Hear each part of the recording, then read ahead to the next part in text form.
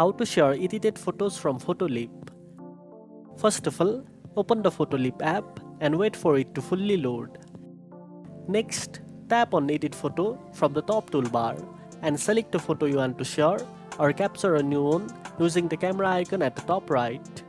Once you finish editing your photo, tap the Save icon at the top right corner of the screen.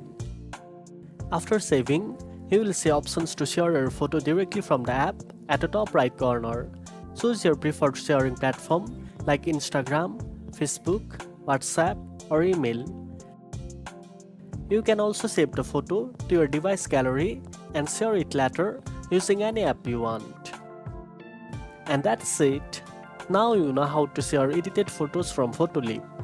If you found this video helpful, don't forget to like, share, and subscribe for more editing tips. Thanks for watching, and I'll see you in the next one.